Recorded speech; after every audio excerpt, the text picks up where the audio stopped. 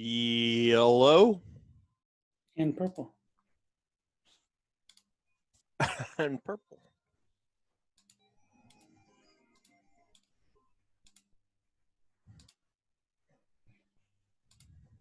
Hey. Good afternoon, everyone.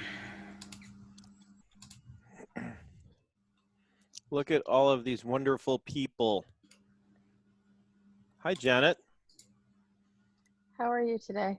Very good. I like your background. It's very natural. Thank you. I was out in Montana for a summer a few years ago, and this was one of the paths. Nice. An old logging trail, I think is what it was. Nice. Now I have to go back there with a drone. It's all about the drones now. Droning Have on at and it. on. I don't want it. I put my deposit down on a Ford Bronco. Oh, really? Yeah. You know, it's funny you mentioned that. I was just yesterday I learned about Carvana.com, where it's basically there's no place to go. You just buy a car online. No haggling, no BS. You just shop around, see what you like, and buy it. Yeah. That seemed pretty cool. Well, this one, they haven't even released the vehicles yet. They'll be happening later this year or early. Oh, you got a brand new one. Yeah.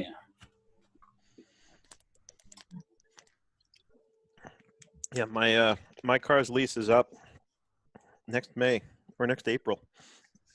I have to decide what I'm going to do next. Or as Dave Ramsey would say, a fleece. A fleece? I had always bought and financed the cars, and then this time I decided to lease, and I think I like it better. Although it used to seem like you got a lot more car for your money with a lease. Now that doesn't seem to be the case as much. It seems like now it seems about the same in terms of what you get. Yeah, I just like to be able to have the equity going towards something. Yeah. My original thinking was that, and I didn't like having limitations on like mileage, but I drive so little that I'm like, I haven't even come close to my mileage limits. One of the benefits of being a remote worker. Speaking of, I would have the mileage limit completely maxed out in about 10 months. Yeah. There was a time when I definitely would have too, but even long before COVID, I've been working remotely. I don't drive much, except locally, like very locally, like to go get gas when I drive to the supermarket and wherever else. And even before COVID, I wasn't driving to the supermarket much. I was already doing a lot of stuff delivered, and I was doing pickup a lot. Saved myself the time of running around the store to find things.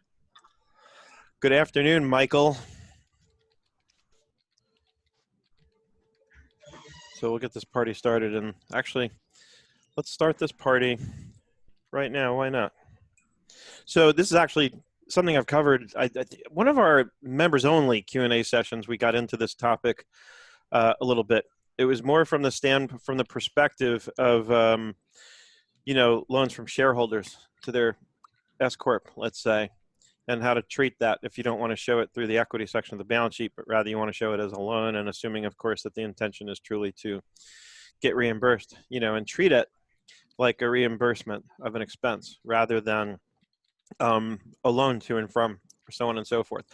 So the concept is the same. I also did a video on what I'm going to show you today, but I thought about it and figured why not do it here as well, and just in case, because I'm sure not all of you see everything I publish ever. Is there really such a thing? I mean, I thought everybody... You think everybody just like sits around all day waiting for me to publish my next video? That would be amazing. So anyway, the other thing is I just recently started a series It was inspired by a thought I had that, I know a lot of people have been affected financially by COVID, probably a lot of our clients, even some of us. And it turns out I just stumbled on this looking around for solutions. Like, I'm always looking around for business ideas. And especially now that more and more people are looking for ways to learn how to work from home, my thought was to find things that I could cover in terms of like how to do, how to handle the accounting for this particular type of business in QuickBooks Online. I've done a lot of that kind of stuff over the years. There were times that when I had more of a blog, where my blog was written up for this aspect specifically, that I covered a wide range of like industries and how to do the accounting for them. So I was looking specifically for business ideas for people who, wanted to start a business from home, especially under these circumstances. And I stumbled on an article that Intuit published last July, actually. It was called 65 Businesses in 7 Categories with three questions to help you decide. And so I kind of repurposed that exact article just last week.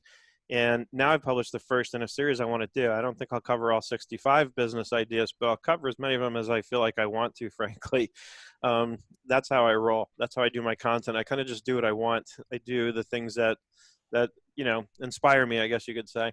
And so the first one was this idea of the personal shopper, and I started doing a little research and thought that, it was on their list. And then I thought, this is an interesting concept. It's kind of perfect because if you need the money, and there are people who definitely need the help who can or don't want to go out, and get their own stuff. And then I learned that, there's a big range in terms of what that can look like. Like, there are personal shoppers that do probably that kind of thing, running to the supermarket for people for $13 an hour, all the way up to people who make $300,000 a year as a personal shopper, which I'm guessing is more for like executives of big companies who don't have time to run their own errands. So they'll pay you $150 an hour to go get everything from, maybe some groceries, but all the way up to go arrange for the purchase of the next kitchen appliance that I want for my home in Malibu, right? So things like that. So I thought it was a really interesting concept, which was easy enough to cover in terms of a how to do this in QuickBooks Online video. And I'm sharing this with you, not just to, make you go read my stuff, but also because I want you all thinking, this is the kind of stuff you can do.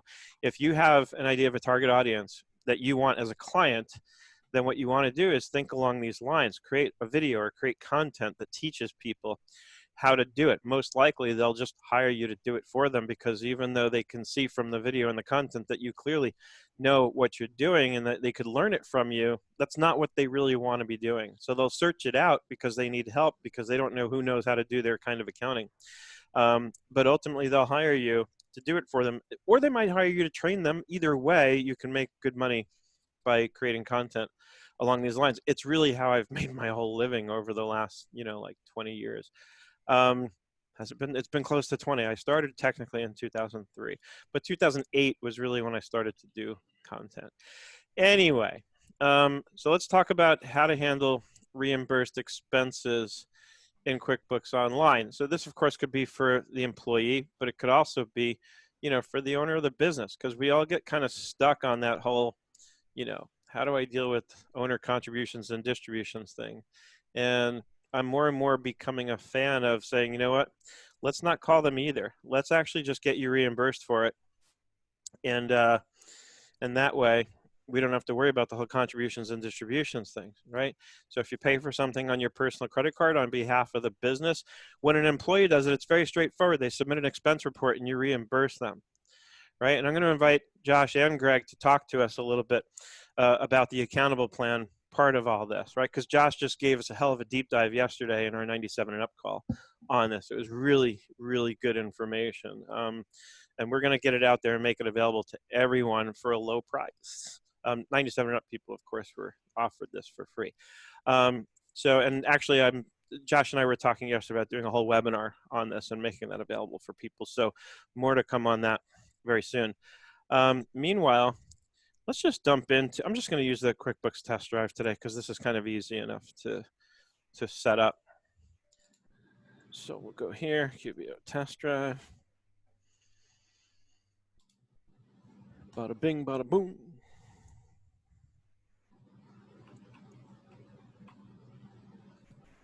Come on. I have no patience for that thing. I often get kicked out before I even get in because I click too quickly. Yes, I know the sign up moved. All right, so let's see what we've got on our chart of accounts here.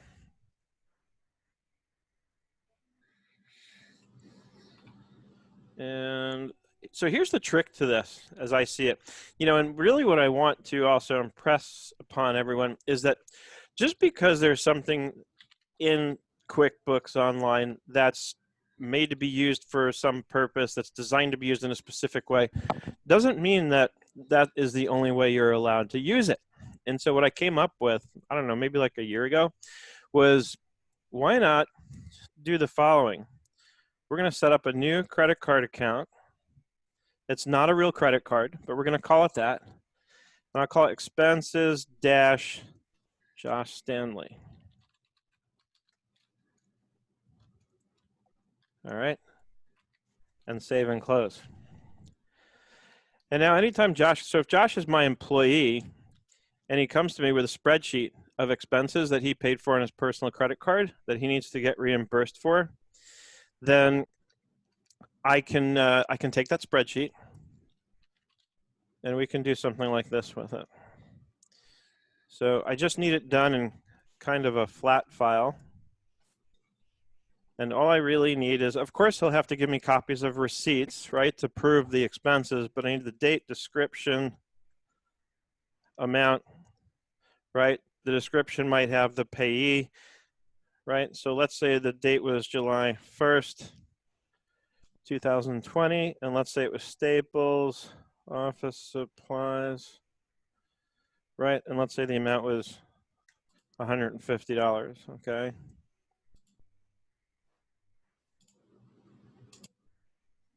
And then let's say on July 5th of 2020, he went to Best Buy and bought some computer equipment.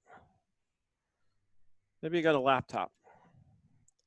All right, I said, just run to Best Buy, get yourself a new laptop, and I'll reimburse you for it, right? Let's say that was $1,500.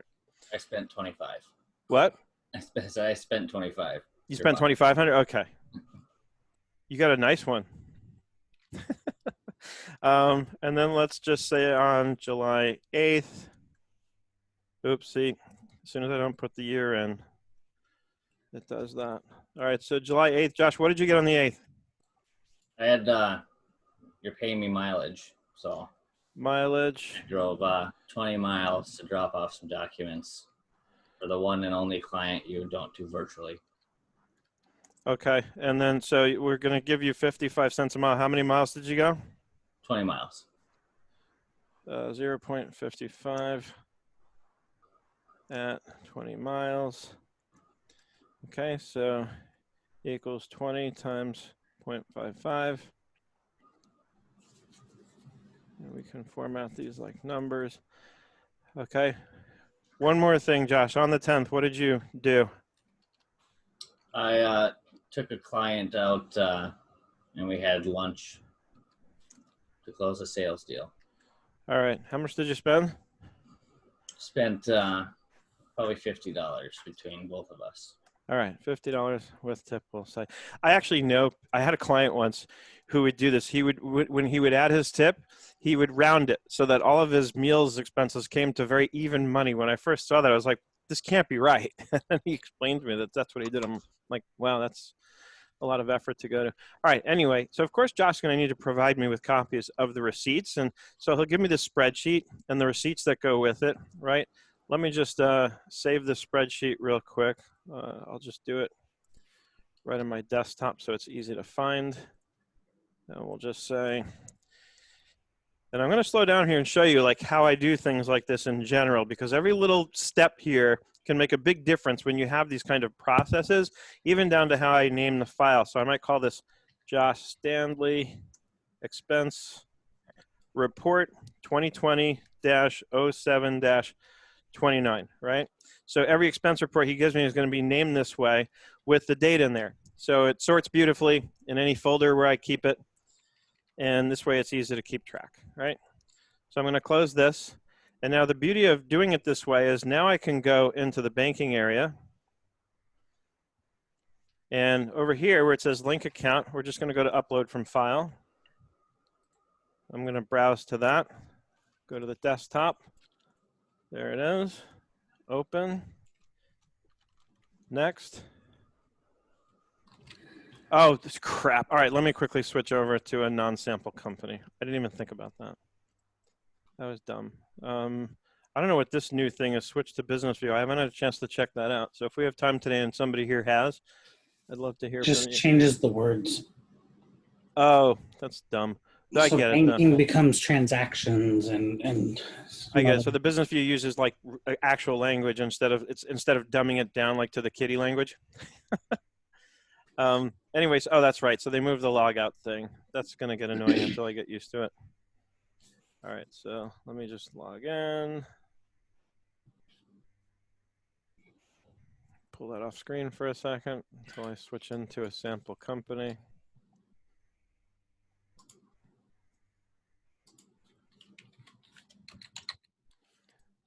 All right.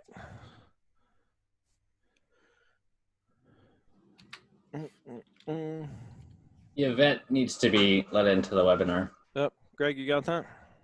I didn't have that screen up. Yeah, the cool thing is you can actually pop out the list of panelists. All right, so let's check my chart of accounts here, see what I've got. For credit cards. So I have an example here that I had used probably when I did a video on this expense reports payable BO. So let me just fix that one. I'll just edit it. Josh Stanley expense reports. If you live in New Jersey, it's expense reports. Did you do a credit card account? Can you do sub accounts of credit card accounts? You can. That way we could track each individual person's.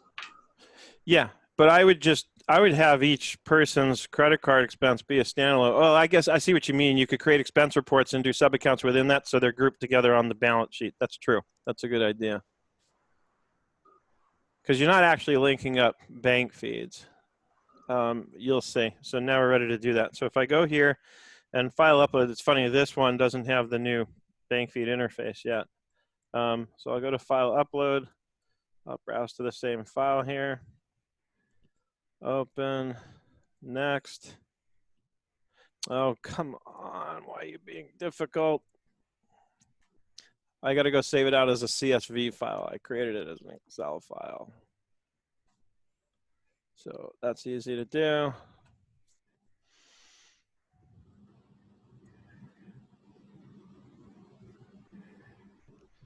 Somebody actually in the course in Slack this week I was talking to got hung up on this because they downloaded the CSV file and they were trying to create a table. So because it was kind of going the other way. They were trying, but so if you download a CSV from your bank and you want to use my table and the things I teach in the bank feed section of the course, remember that when you save that and to not lose the table format, you have to actually change this from a CSV to an Excel workbook. Here we're going the other direction. And it's actually going to create a second file. And now I can browse to that. Now will you let me do it? So the QuickBooks account here is going to be that Josh Stanley expense reports, right? I'll click next. And here it's very, very simple mapping. It only allows you 3 fields, right? The date, the description, and then the amount, right? So over here, it's saying QuickBooks Online fields. Here is what it sees in the Excel file. But again, you can only map to 3. So when you hit this drop down, it shows you everything it sees in the Excel file. So don't waste time putting all kinds of columns in there for like the QuickBooks Payee or any of that, because there's no room for that here, right? Keep it simple, right? The default date format should work. The description, we have a column for description, and the amount, we have a column for the amount. Then you have to look here. The question is, does it have both positive and negative numbers? Or are there 2 columns where when there's 2 columns, it means it's all going to be positive, but one column represents charges, the other represents payments, right? So the assumption here, since this is to a credit card account, is that the positive numbers are charges, negative numbers would be payments. If I'm not mistaken, right? So then I go next, and it shows me the data that's in the Excel file that it sees that it's about to import. And then I'll just click next, and yes, and then let's go. And so I was exactly wrong. So we're going to have to exclude these and redo it as negative numbers. So they need to be negative as charges. You see here how they all came in as received? So, and that often screws me up. I always kind of forget which way that goes. So really easy way to fix this. Okay, remember what we learned in, I think it was about 4th or 5th grade math? Take a -1, copy it, paste special values, and multiply, right? Multiplying a number by a -1 just turns its sign around. Values doesn't much matter, but I did. Oh, did I not click on it? I said it. I didn't click on it.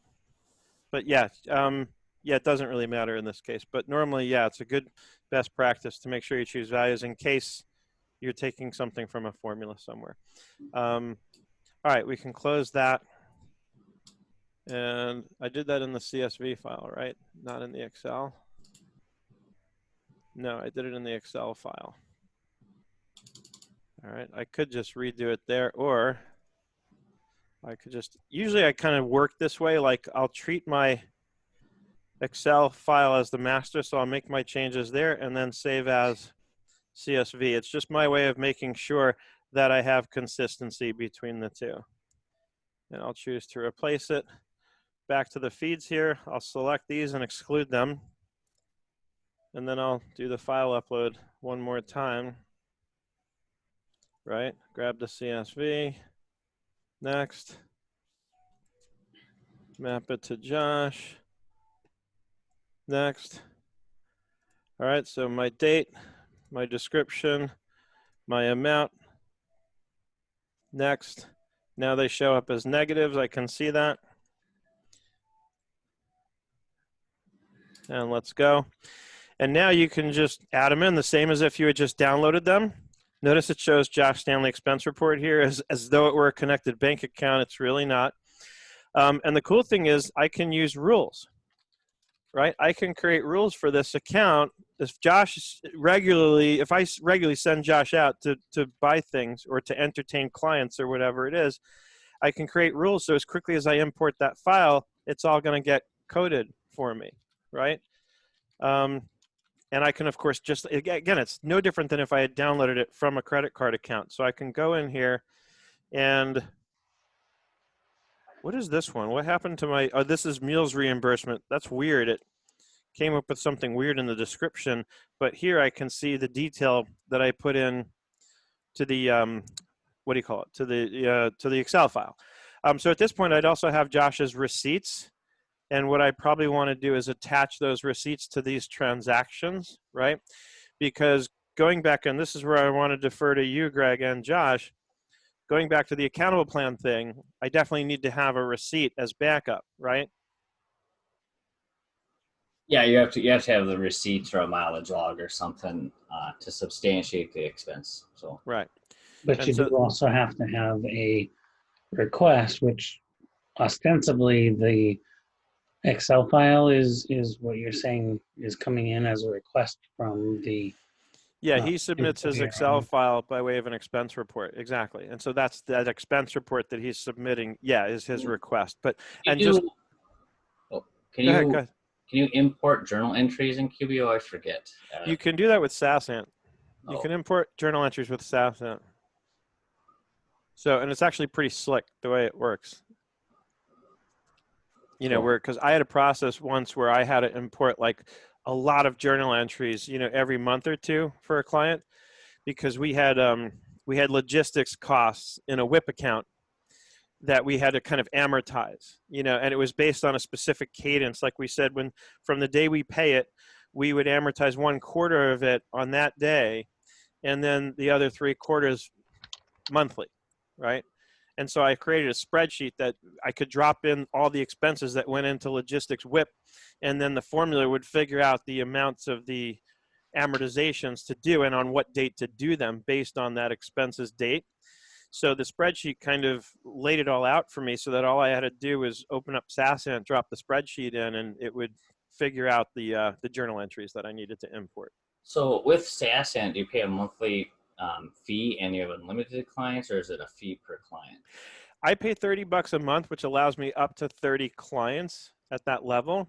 And if I don't need a client anymore, or even if I don't need them today, I can remove them to make room for more. So I don't see why, unless you have like 150 clients and they all need stuff imported on a weekly basis, I don't see how it's likely you'll go over that 30 client limit very quickly. That gives me an idea. So thank you. You're welcome. Hi, Seth. It's Kelly. Mm-hmm. Hello. Hi. 2 points, because I see this happen with clients, and I'm just highlighting it, and I'd like confirmation maybe from you and Josh that it's accurate. But clients collect receipts for meals, but they typically don't write who it was with and the business purpose on the receipt. So I believe that that's kind of a minimum requirement, but I'm just asking Josh if he It is. It's as long as I've been in this business, it's been said that you should write who you had the meal with and what you discussed on the receipt. What I would do, since you're right, Kelly, a lot of people don't do that, is I would require it on the expense report. That if it's not actually written on the receipt, at least they put it. There's a space on the expense report for them to put it, and then I could, include that stuff in the description, which shows up here as the bank detail. And then I can just kind of copy and paste it in here. So let me actually add these in real quick. Another good tip to do is make them require the client to sign the back of the receipt. Otherwise, you won't reimburse the amount or something. That way you force them to get that information for you, and it shows a signature, verifies the client was there. All right, so you see what I'm doing here? I'm just putting it in the memo, right? Meals reimbursement, dinner with Seth regarding stuff and junk we have to do, right? So let's say the payee, Josh, where did we go eat? Was it anywhere good? In-N-Out Burger? In California? What? I want an In-N-Out Burger. In-N-Out Burger it is. You and I are going to Cantor's, so. Are we? Okay. Wait, $50 at In-N-Out? Man, you guys. Actually, it's not hard to do. It's because it's not, it's Three people could do $50. 2 people can do $50 there pretty easily, actually. I want to ask you guys something. Now, I thought that I read at one point from the IRS that they are not, they can't expense meals. No, they kind of said that, and then they kind of went back on it. You can't expense entertainment anymore, I don't think. Put it think. at meals then. And especially if it's like, tickets for a ball game, that kind of stuff, definitely you can't deduct anymore. Meals are generally 50%. And I had read that if you are going for entertainment and meals, then you need to pay for them separately and have separate receipts so that you can document specifically what went towards the meal and what went towards the entertainment. Yeah, and for the obvious reason that they'll want to distinguish what is allowable versus what isn't. So here's the one that said.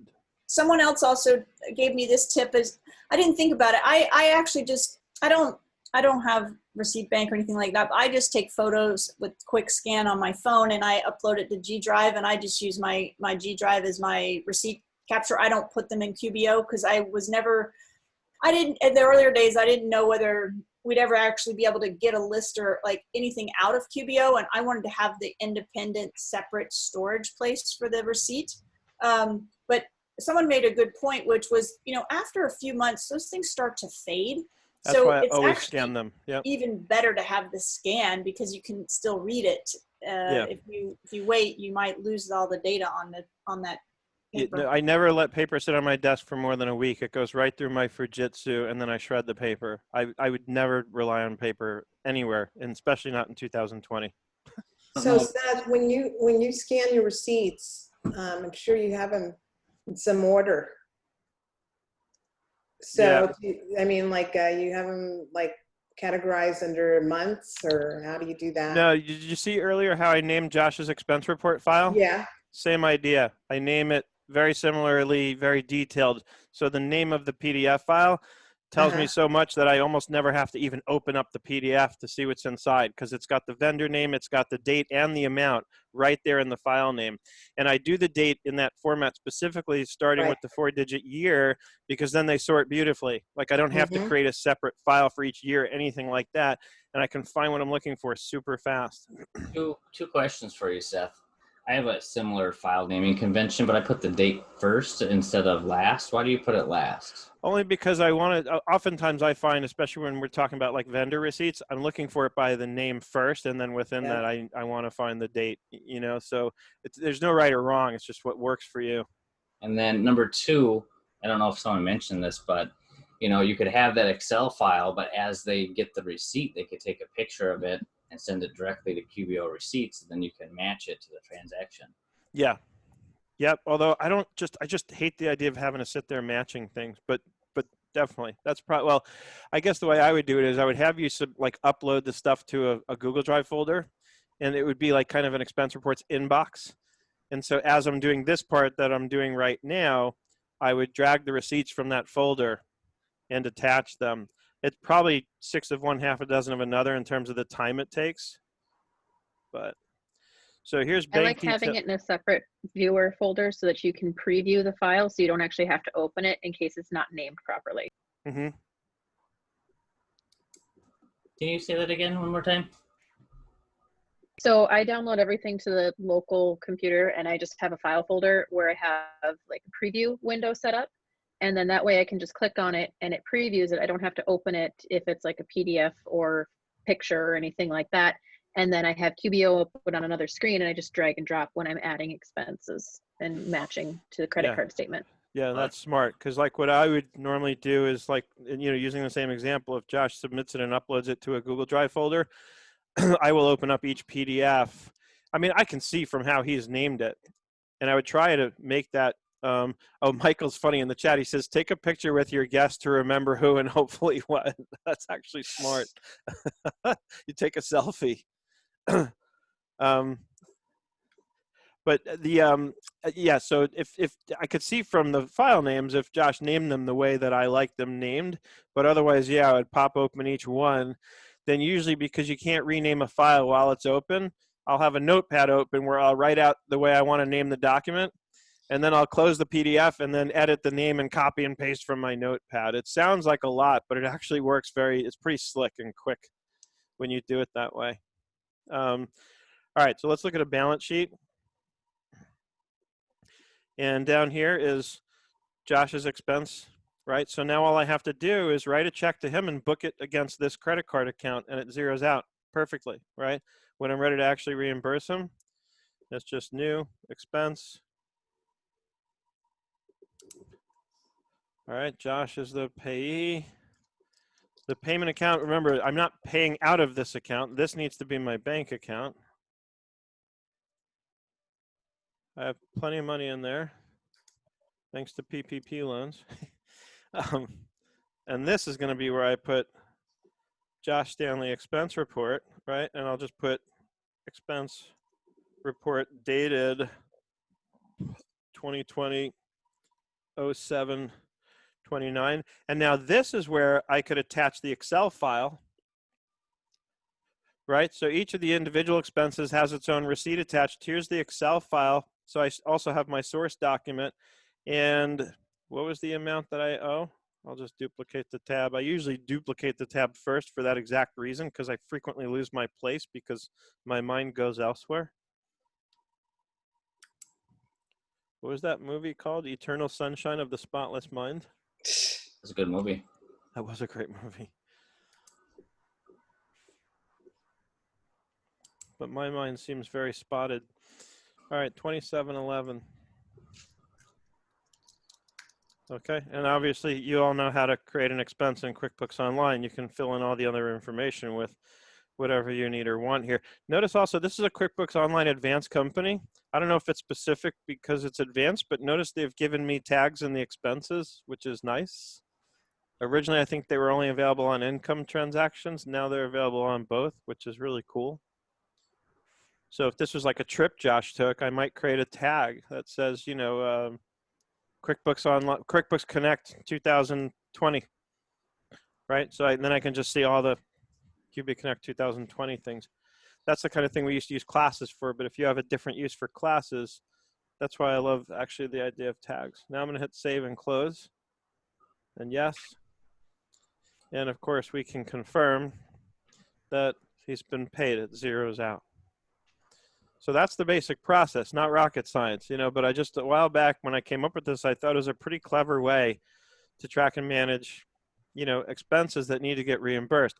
But now I want to kind of give the floor to Greg and Joshua, because I know we'll start with Greg, because Greg, you've been quiet, and I know you said in the chat at the beginning that you had an idea about the accountable plan impact. So I would love to hear more about that. Well, I've been quiet because I've been trying to work through a couple of things, and so far in the crunch time, I haven't been able to put it together. But basically, I mean, I use Receipt Bank for most of my clients, but I don't utilize the expense report function.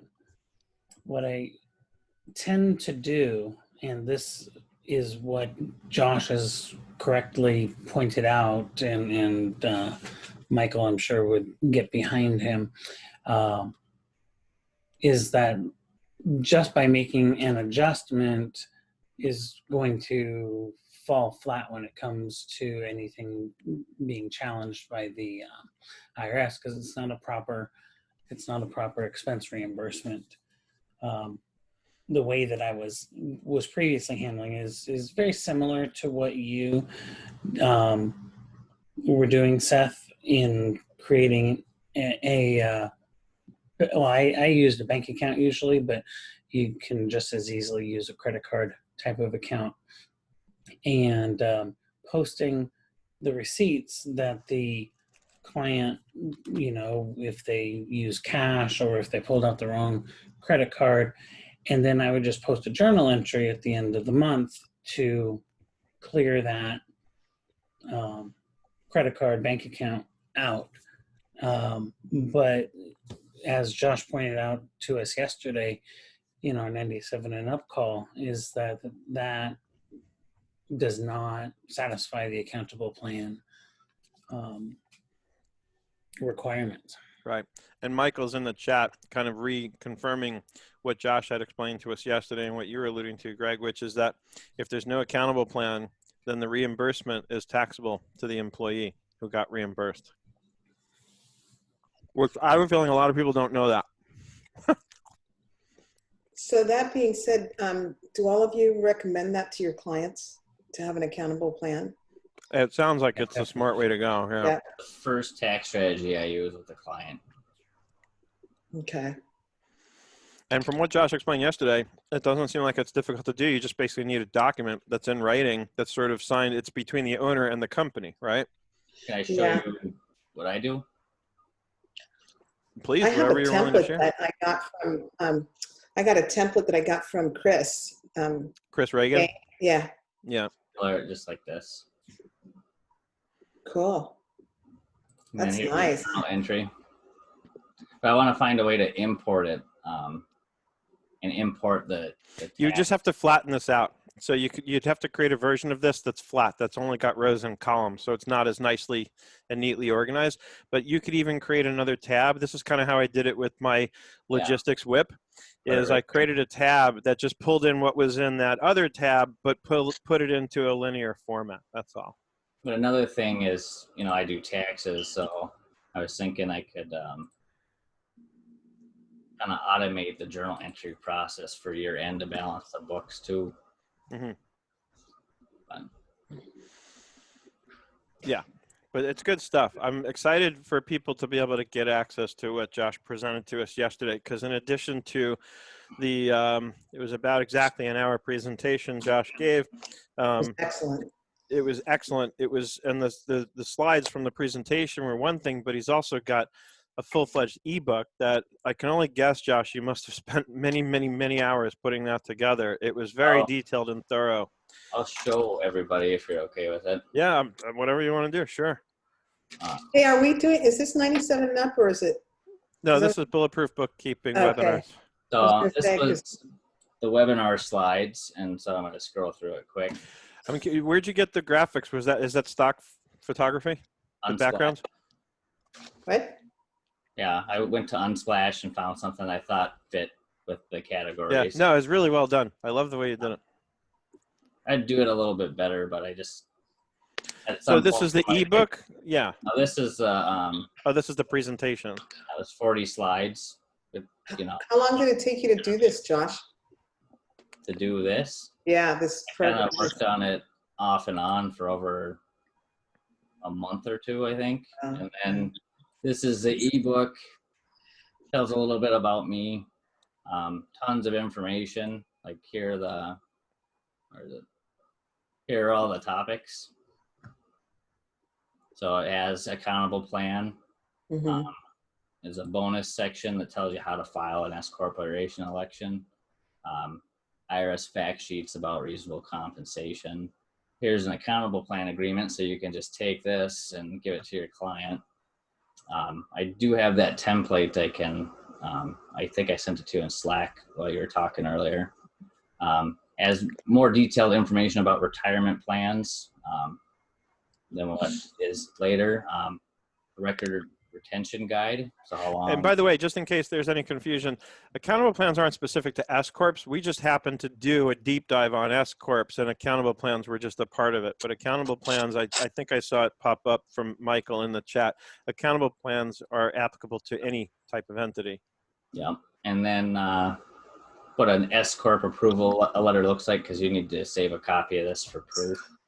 And then there's a bunch of links to different stuff. That maybe will explain it better or a little more in depth. That way, you know, if you find something that, hey, I want a little more information than what's in the book, because it's just kind of a general overview, as detailed as I could get it to make it simple. So I plan to keep expanding this eventually, but then, you know, if you find something you want more information on, debt basis, S corp, everything you need to know, and you can just jump into there. So Yeah, this is awesome. So did we get that on our group? I mean, like where we could get that on 97 and up? Yeah, 97 and up, we're going to make it available to everybody. For everyone else, Josh and I are sort of hashing out the details. We're probably going to do a webinar, which it'll be a paid webinar. When you sign up, you'll get the ebook and the slides included. We're just working out some of the details on that. And the accountable plan, when it's tax time, do we give a copy of that to the CPA or the EA? I think you just need it on file in case it's questioned. Yeah. Right.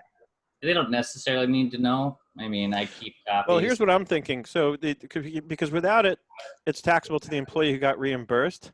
But that seems to me like it's on the employee who got reimbursed when they're filing their own taxes. First of all, they're probably not going to report it because they probably don't even know they should.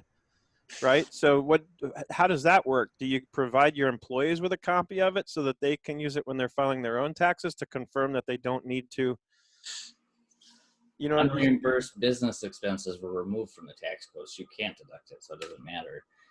But I'm saying, so these are reimbursements they received, which if there's no accountable plan, they would be taxed on. You have to add it to wages and tax it.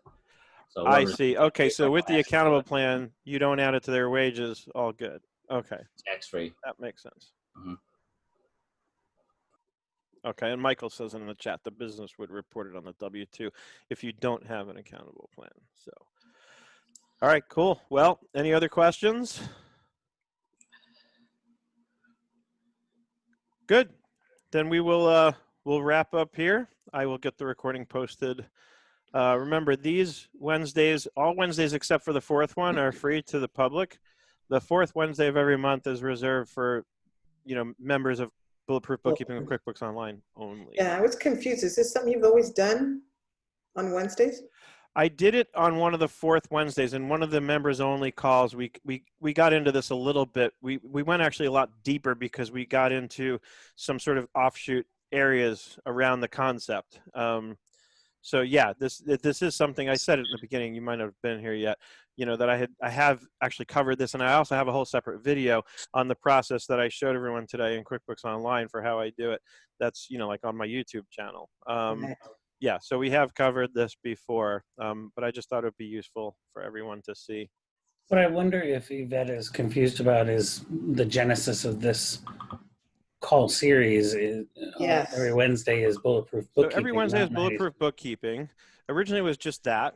And then I decided as an added benefit / value for people who have signed up and paid for the Bulletproof Bookkeeping course that I would reserve one of those Wednesdays a month as a members only Q&A. So that, and then there's a forum where people who are in the course can ask questions. And then, so usually those are Q&A strictly. There's no planned topic. It's just you submit your questions and then we answer them during the webinar once a month.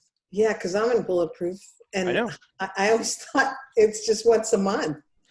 Well, yeah, again, the paid call, I call it the paid call. The call that's exclusive to members is once a month. Okay. But every Wednesday, there's a Bulletproof webinar. It's just the fourth Wednesday of every month is reserved for people who are Okay. signed up for the course only. Got it. Sorry, I'm kind of late. No, sorry, it's just, it probably is confusing. Like, I have it real clear in my head, but my head is crazy. I told you my mind was spotted. So yeah, it's every week. But the fourth Wednesday is for Bulletproof Bookkeeping course members only. Great. So even if there's 5 Wednesdays, remember it's the fourth, not the last, Okay. just in case. All right. On that note, I'm gonna run. Maybe I'll just walk. Right. Everybody else enjoy, and don't forget. Friday, we've got a really cool Zoom coming up, but the most exciting one is August 14th. Matthew Fulton and I are going to have a showdown, Slack versus Teams. So August 14th, Friday morning Zoom, 8 a.m. to 9. You don't want to miss this. It's going to be a smackdown. It'll We be just fun. had a conversation yesterday. We're trying to figure out which we're going to be using, Slack or Teams, here in the office. You can come and watch our little duel. I'm going to. That might actually help you decide. Exactly. Right? And I've got some, I started doing a lot of research for my part of it on Sunday, and I've got some, what I think are some pretty slick tricks. Can't wait to see it. It's going to be tucked something. up my sleeves just to make What is sure. it that you like?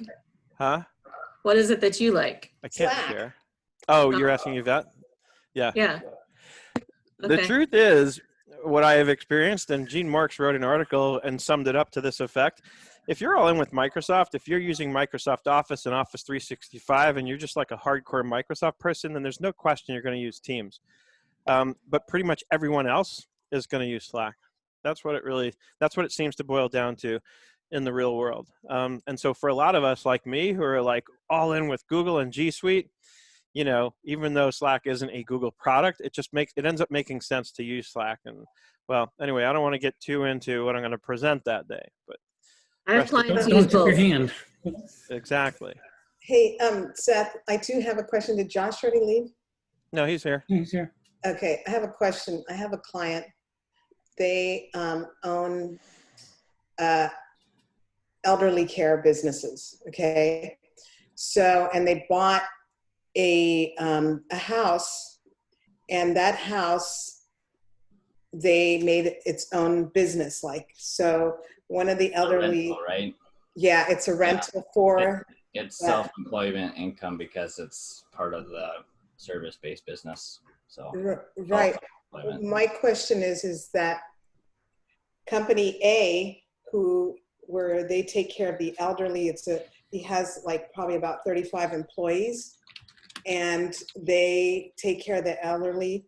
And some of those elderly people rent rooms from the house that they bought. So they do like 24/7 care there. So company A pays company B $3,000 a month for rent there, because they also made an office in that house. So he just transfers money from one company to the other. And is that the correct way to do it? And then I just expense it as a rent expense from, company A paying company B rent. It gets They'd kind of have to tricky. issue a 1099 Yeah, that's right. box straight rents. I don't know if you need like a monthly statement, but as long as they 1099 it, I think that would work. And it has to be fair market value rent, You know, it can't just be pay a whole bunch or pay a whole little. But Yeah. Okay. rentals have their own kind of issues going on. Okay. But they should, you know, if you have a business in your S corp, the rental should always be in a different entity, not a corporation usually. So Right. Michael says the company A business is will the- need a transfer pricing report, not simply fair market value. Okay. Yeah, because company A is an S corp, but the company B that has the property, they're sole proprietorship, like, you know. yeah, that's usually what most tax advisors or Mhm. professionals advise. So, and what Mike said. So, All right, guys, I got to run. Okay, thanks. You got it. We can continue on Slack though. So just jump into Slack. All right. See you guys. later. See you tomorrow.